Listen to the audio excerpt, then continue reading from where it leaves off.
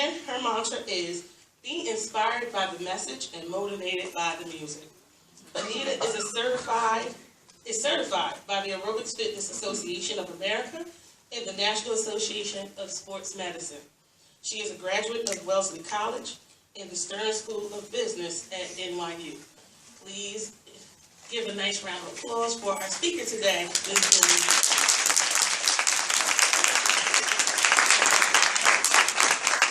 Thank you, Ms. Shima. I presume my mic is on and working, right? I can't tell.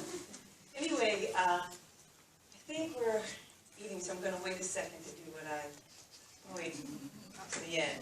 Do what I want to do in the beginning, because I don't really have a face. Stuff here. So, Shima's giving me a little background about what I do. I started in this business maybe about 15 years ago. As I was getting my own self back in shape after my second kid, I started thinking about ways to how to do that. I used to dance. Dancing wasn't doing it for me anymore. Someone told me about step class. I said, oh, you should take a step class. So, you know, I wasn't an aerobics person. You know, Jane Fonda wasn't my thing. So I said, okay, let me give it a try. Fell in love with it. It was rhythmic, it was creative, it was fun. You know, I was euphoric when I finished.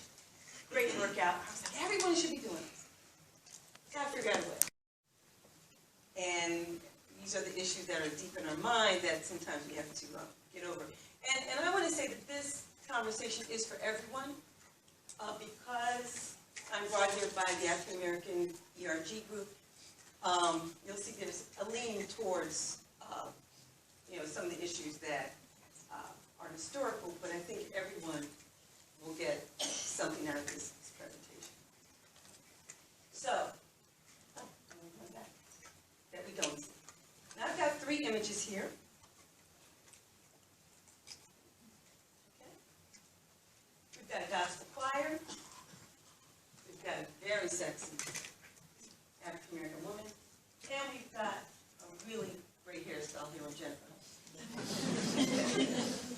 So I just want you to think about these issues of what you're seeing and kind of get a sense of, we're going to be going over some of the perspectives that each of these images bring to the table.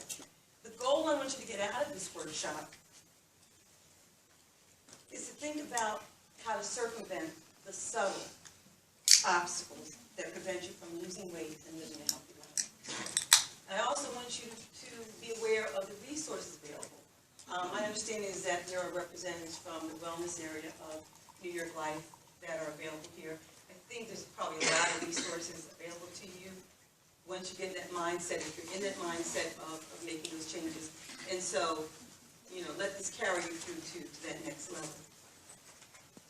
I'm going to mention some terms. Well, you know, I just got my hair done. I'm not working out. This is life.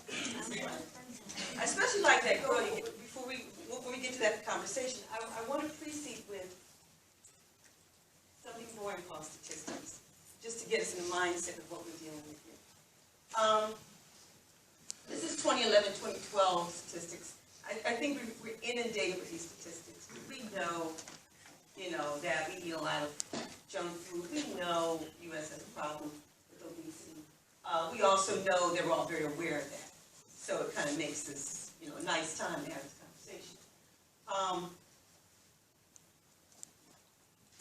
BMI over 25, 68.5% of the United States. BMI over 30, which is the definition of obesity, 34.9%. Okay, so that's all of America. The one that I focus in on is the outliers from the average. And this is high. I mean, these levels are still high. But when we get into the outlying numbers, it becomes an issue. Now, my conversation on BMI, I don't agree with the government statistics. Okay, I think in the area of 25, 26, 27, 28, that range, maybe even 29, that's considered overweight, but it depends on how you view your body and how you view yourself. It is not a health risk if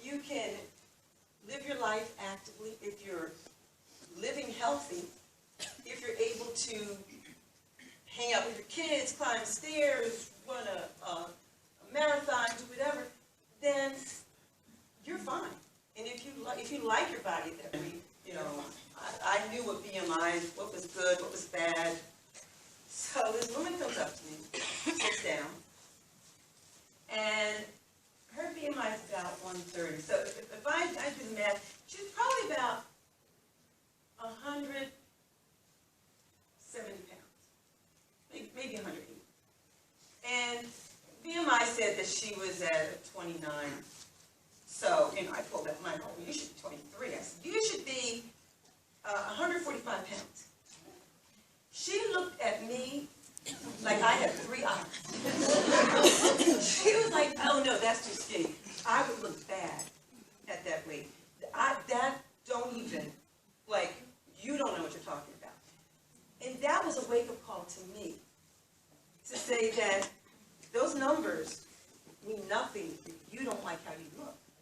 So, you know, that is why I have an issue with an overweight BMI. It really depends on your quality of life and if you're able to do what you want to do. Where I have an issue is when you start to get over 30. Okay, and based on this number, we've got 35% of the United States at the obesity level. That's a level where I think we start to get into health issues. African American women, the 2 are standing in front of me. The probability that one of them is going to be over 30, probably 32, 33. One of them is going to be it. So that's a high statistic. Annual adjustment. But let's talk about crabs in the barrel first. This is one of those things where everyone likes homeostasis. Nobody likes change. So everyone wants everyone to be in a family together, the same. We all look alike. We all, you know. That's a nice place to be if it's a healthy place to be. We're going to talk about Wanda's story of crabs in the barrel. Wanda belongs to a gospel choir. The average BMI of that gospel choir is about 35. And we all know gospel choir. I'm not saying that you don't know. It's you know, it is what it is. So she belongs to that choir, 35 average BMI.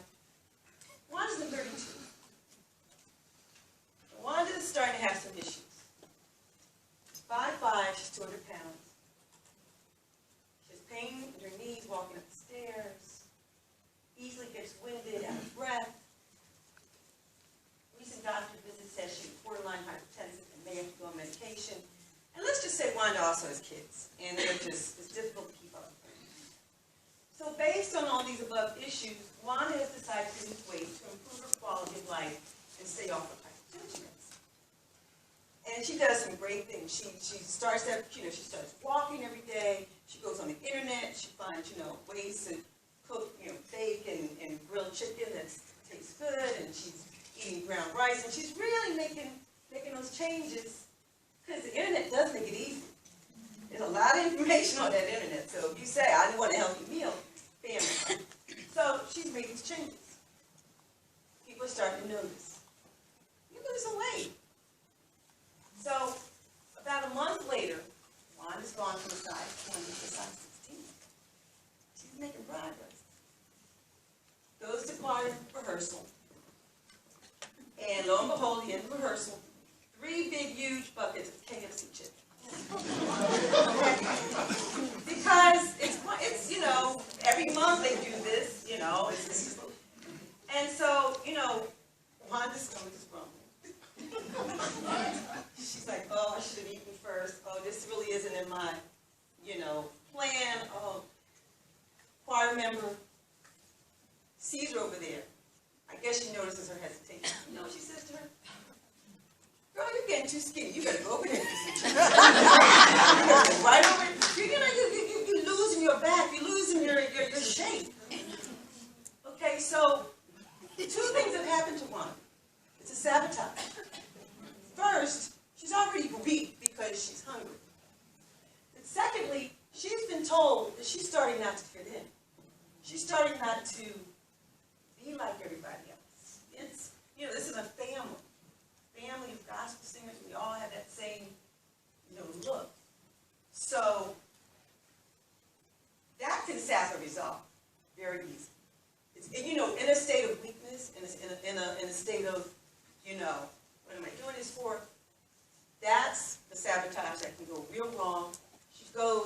She has, you know, however many pieces of chicken, and then we start a downward spiral back into that lifestyle.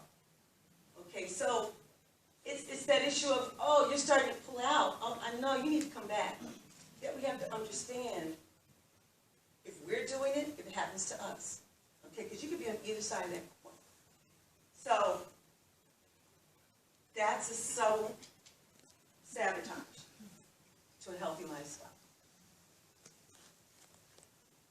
How does committed Wanda handle the situation? Let's talk about that. We're talking about since that she's not fitting in, she's fighting homeostasis, the fact that people don't like change. Where do you fit into this weight loss effort? Have you been sabotaged, or has someone sabotaged you? Do you realize when it's happening? That's what's important. So, what does committed Wanda do in this awful situation? Don't deny control. She's there, stomach's rumbling, the person's made a comment. So what she says is, you know what, I will go over there, and this is control factor, people. I will go over there, I will have one piece of chicken. I will have a spoonful of the string beans. And then when I get home, I'll have a healthy meal. It's control. I know maybe she wants 3 pieces, but she has to make a decision. You know what I'm saying? Like, you have to make a decision that you're going to compromise here. No one's telling you that you have to sit over the corner like this, because you're innocent. You're in something that you have to work out. And know how to work out in the future, because it's not going to be the first time something like this happens. Next time, she'll plan ahead. Maybe she'll bring something to nibble on, a piece of fruit or something. Because when she's in that mode of healthy lifestyle, you have to plan your life a little better and deal with unexpecteds. And maybe have, you know, she knows choir practice tonight, maybe she brings this out, so, you know, something to offset so that she's not caught in that situation. Or determine future cheat dates. If she knows once a month that it's going to be KFC at the rehearsal, then maybe she makes that choice in her daily eating plan to allow for that. Again, we're talking about one piece of chicken. But, you know, it's not about denying, it's about being in control. She's going to be a part of the group, but she's setting her boundaries. So, that's how she's handled that sabotage situation. I know I've been focusing, it seems more on women, but I think for guys, this conversation has to happen as well. The metabolism issue, which is a physiological obstacle that sometimes we don't understand. The aging process starts sooner than we think. And usually about 35 is when it really kicks in. That's when you start to have that slow loss of muscle mass, which starts and it just continues. That loss of muscle mass, I think a lot of us are aware of this, lowers your metabolism. So now your body's operating slower. So even though you're eating the same things and living the same life that you did 20 years ago, you've put on 10 pounds. And you don't know why. And that's part of it. I know men are a little luckier because your testosterone allows you to build that muscle and keep that metabolism going a little longer. That's why when you guys decide to go on a diet or decide to lose weight, it just happens like a miracle. I can't even tell you all this. That's a whole nother workshop. The issues of, dealing with your metabolism and how to get that right mix so that women have a nice, steady weight loss. But men, you're lucky with that. But you also face